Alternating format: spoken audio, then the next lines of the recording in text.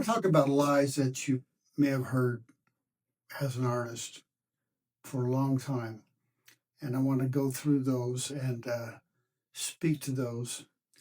I hope you'll listen to them with an open mind and see if they have any merit because I'm going to contradict some things that you've heard before.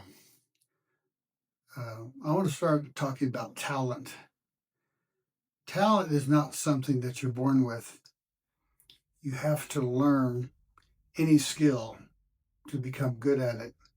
Somebody once said that talent is a talent is a adjective they assign to somebody after they've demonstrated the ability.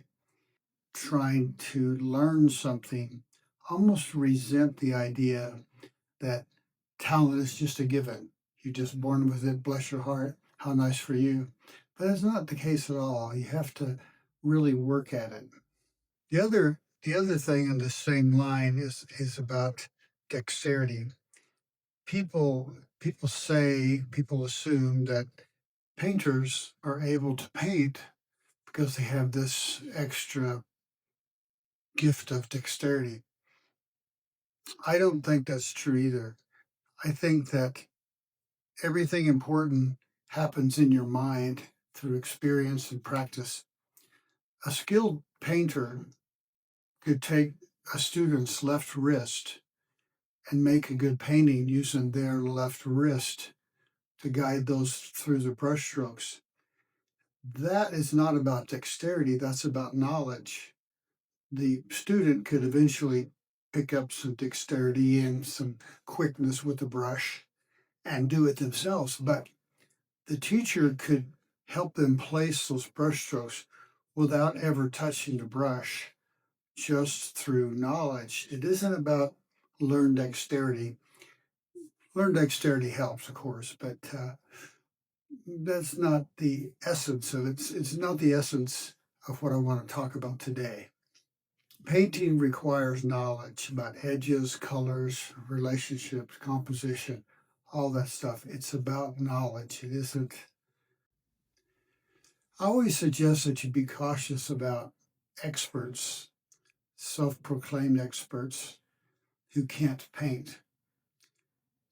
The back to my original point is that there's some understanding that anyone who says that they're an expert in reading a painting should be able to demonstrate that with their hand because it isn't dexterity, it's about knowledge.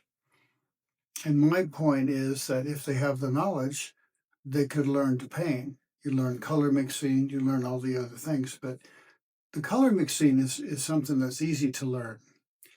It's the knowledge that you acquire while you're learning to paint through reading, through experience, and through a gained sensitivity that makes you a smarter painter, a smarter person. People speak about a good eye or a trained eye. A trained eye comes through years of experience.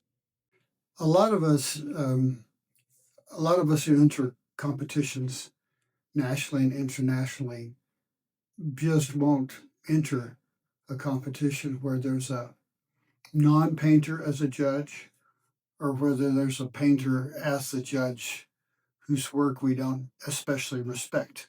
It doesn't mean that they paint like we paint. It means that they know what they're doing when they paint. Because if you don't have a good judge, then it's just a crapshoot. 4,000 people enter, you got 1 in 4,000 chance of winning. But their inherent ability to actually discern the difference between a mediocre painting and a really good painting is because they simply don't know. I'm talking about non-painters here. Painting is not about dexterity. So there are some competitions in the United States and internationally that have a really good result. They'll get 4 or 5, 7 or 8,000 entries. And when you go to the show, when you see the show online, the art is really good. And the reason that the art is really good is because they have a judge, a panel of really good artists that make those decisions. You don't, what's the expression? Sleeping in a garage doesn't make you a car. Just because you're around art, you can be a museum curator, spend your whole day around art, even have an art education. But unless you understand painting as deeply as a painter does after years of practice, you're simply not going to be able to make those delicate, sensitive ascertainments about good art from bad art. It just doesn't happen. So, so there are two shows I want to make a point to mention. One is the Portrait Society of America, and the other is Almamirra Prize in Spain. I think the Almamirra Prize has over 30 good painters that jury and judge. That's the key. The Portrait Society of America, I think they have 7 to 9 judges, but everybody that judges that show is an accomplished, skilled painter. And the results show for themselves. If you go to a show and it's all a mishmash and the fifth place painting should have won the show, which happens a lot, that's the result of bad judging. And one of the things you can do to mitigate that is have more than one judge. 3 judges is better. Have them all judge independently. But if you have 3 judges, 5 judges, 7 judges, and they're all qualified to judge, you'll get a far better show. Just look at the shows. You can see. I'm not making it up. Painting is indeed a learned dexterity. The point I'm trying to make is that the dexterity in placing the brush in the right place comes from what you've learned. The doing of painting year after year, learning, struggling, failing, improving, that all just makes your brain more able to make those discernments. And your hand comes along.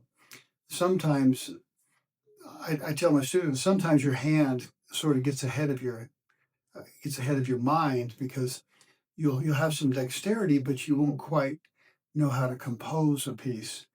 And so that's just a matter of your intellect catching up with your hand through years of exposure to museums and art books and reading and seeing other good art in person, by the way. That's my 2 cents. Thanks. There'll be more of these there would be more of these discussions about the big lies that you're told about art and that the assumptions that the writers have said about art, the writers who have never painted. I'm going to try to dispel a lot of those fallacies, and hope you'll stay with me and send some comments, see what you think, because what I'm saying is not controversial. It's something that a lot of professional painters all agree on. Talk to you later. Bye.